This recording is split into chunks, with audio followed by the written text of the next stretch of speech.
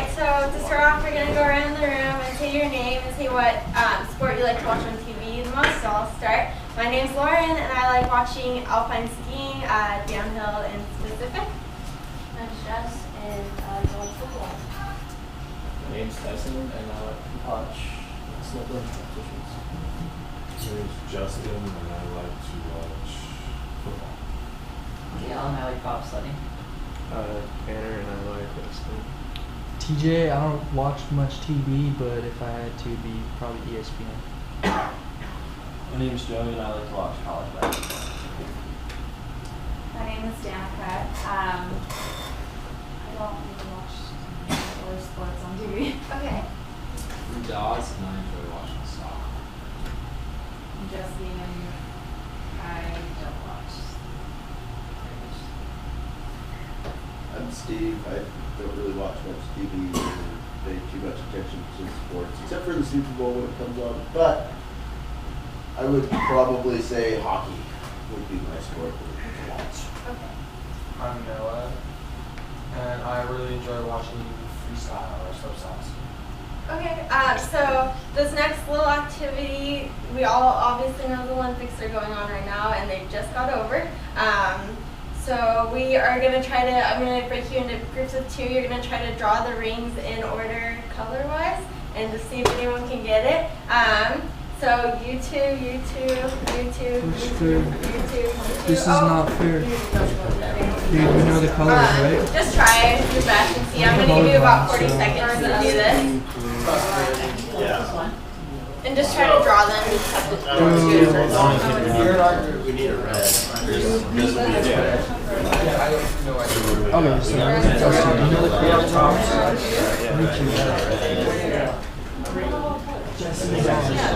Okay. I'm colorblind, so I'm I know they're shared. Blue, red, Yes. yellow.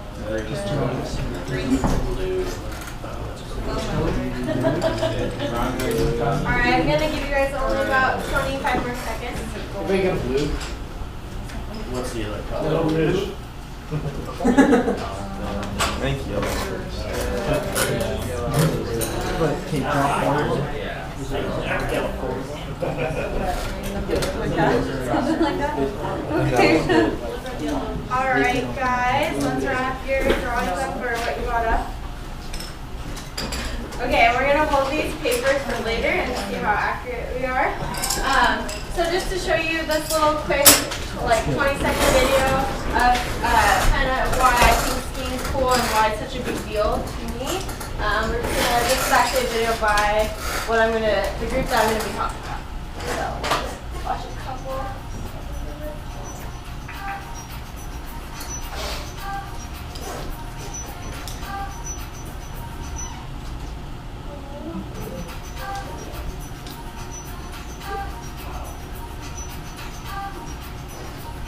Alright, first off, there. That's going to be a starting gate, which I'll talk about later. Alright, and that's all we're going to watch. That just shows you kind of why I think it's cool, and it kind of shows more intensity of it. I think a lot of people don't watch ski racing because they think it's boring. And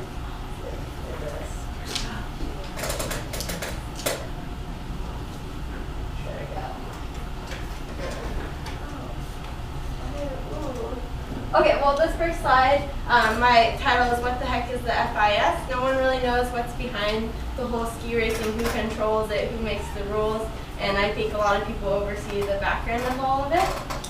So hopefully your Olympic rings didn't look like this picture right there. That was not good. Your ring should have looked like that. We're close to that.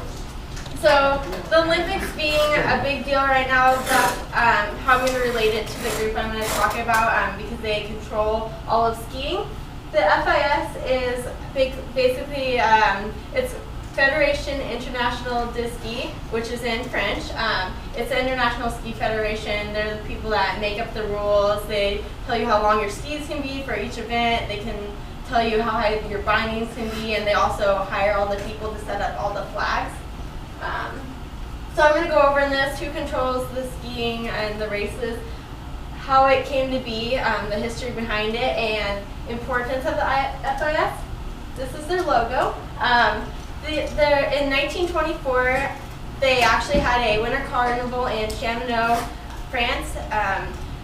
Basically trying to get the winter sports into the Olympics because at that time there was only the Summer Olympics. They wanted to get it in there. They're basically protesting it. And the new,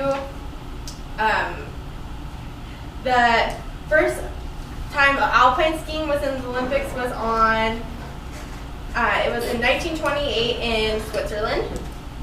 And this is going to be the president. So it's set up like offices. They have president, they have legislature underneath it. They're all elected by the bottom group basically, and by the different countries. There's actually 111 countries in the Ski Federation now. And this is just kind of showing how it works. So there's ski associations for each different country. They each have their own. The US has one, the USSA, and they all report to the FIS, which is for everyone. And that's how it works. The Ski Federation's like the president, and then the other ones are going to be like the local governments, basically. And so there's 4 official languages. Can anyone guess what any of the flags are? What countries those are? America. All right, yeah. So it's going to be German, English, Russian, and French. So you're going to hear out of the start gates when they're starting. It usually depends on what country they're in, what language they're going to speak out of when they count down out of the start gate.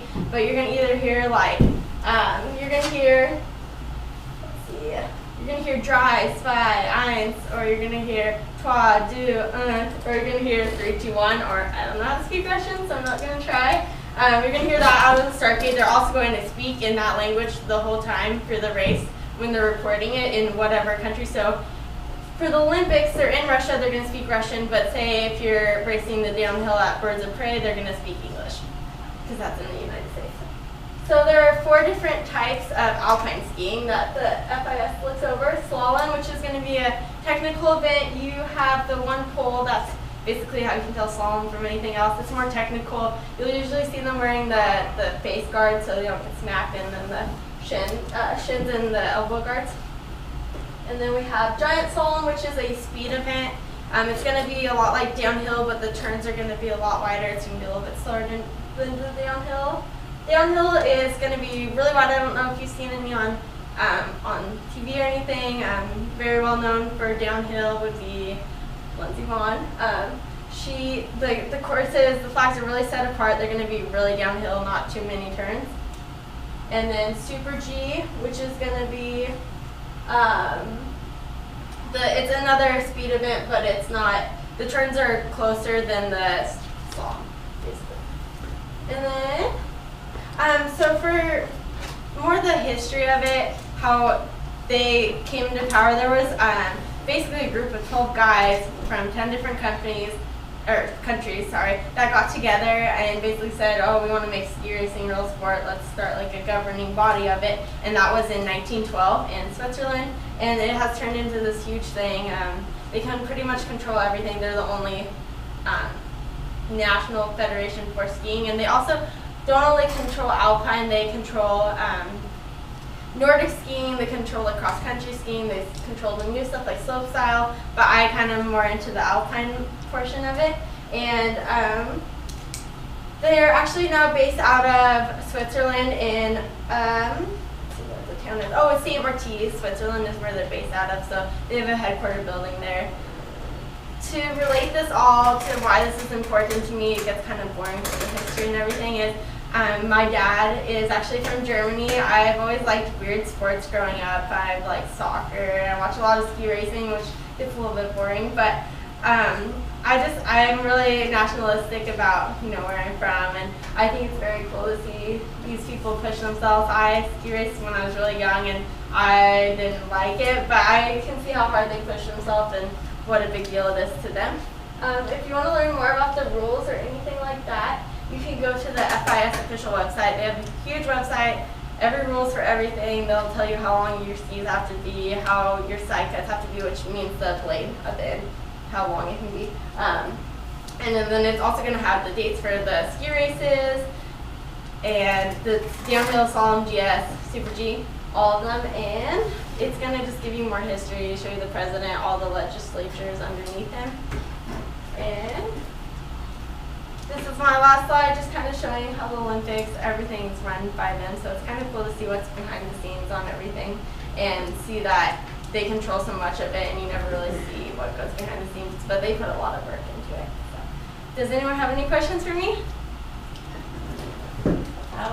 How old do you have to be to compete at this level? At this Where level? the rules count? Oh, for like the Olympics, there's no like set, like you have to be this age. It's like you work through the system for, there's different levels in ski racing, like there'll be like youth 12, youth, and then you get into adult, and usually like these guys either ski for like the national team, so like Lindsey Vonn skis for the US team, or they'll be by themselves. They'll be their own, they're representing themselves instead of a country. But there's no really age limit. The youngest, I mean, that girl Schifrin just won slalom, I believe, or giant slalom, and she's just 18. So she's the youngest one. Oh, it's slalom. She was the youngest one to win a slalom event for women. So it doesn't really matter age. Young people have done it over the years. When they first started out, it was kind of older people, but there's no age like cap really.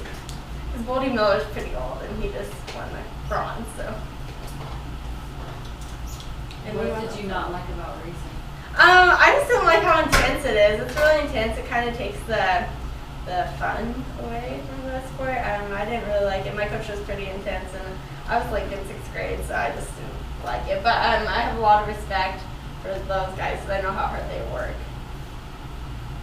Anything else? Alright. Well, hopefully you go check out the FIS site. It's pretty cool, and you can look up when the races are and watch them.